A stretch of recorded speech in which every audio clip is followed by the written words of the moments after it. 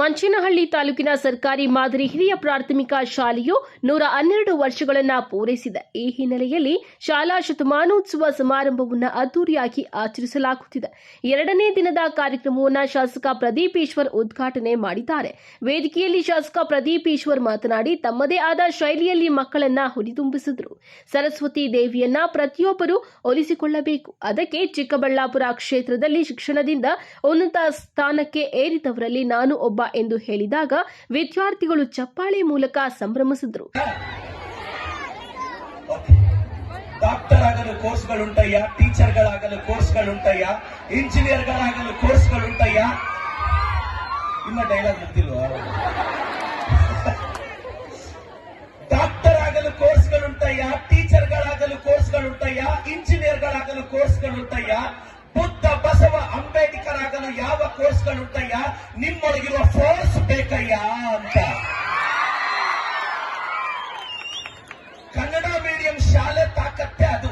ನಾನು ಪೆರೇಸಂದ್ರದ ಸರ್ಕಾರಿ ಶಾಲೆಯ ಸರ್ಕಾರಿ ಕನ್ನಡ ಮಾಧ್ಯಮದ ಶಾಲೆಯಲ್ಲಿ SSLCಯಲ್ಲಿ ಸೆಕೆಂಡ್ ಟಾಪರ್ ಆದವನು. ಯಾಕೆ ಸೆಕೆಂಡ್ ಟಾಪರ್ ಆದ ಗೊತ್ತಾ? ನನ್ನ ಫ್ರೆಂಡ್ ಫಸ್ಟ್ ಬರಲಿ ಅಂತ.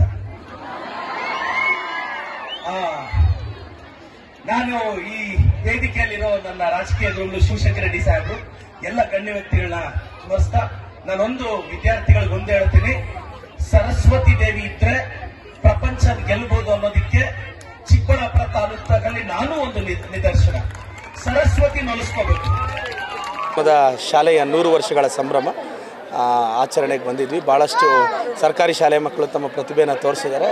ಅವರಿಗೆಲ್ಲ ಅಭಿನಂದನೆ ಸಲ್ಲಿಸ್ತೀನಿ. ಶಾಲೆಯ ಶಿಕ್ಷಕರಿಗೆ, ನಮ್ಮ ಪಂಚಾಯಿತಿ ಎಲ್ಲ ಸದಸ್ಯರು, ನಮ್ಮ ಅಧ್ಯಕ್ಷರು, ನಮ್ಮ ಈ ಭಾಗದ ಲೀಡರ್ಸು ಎಲ್ಲ ಅದ್ಭುತವಾದ ರೋಲ್ ಪ್ಲೇ ಮಾಡಿದ್ದಾರೆ.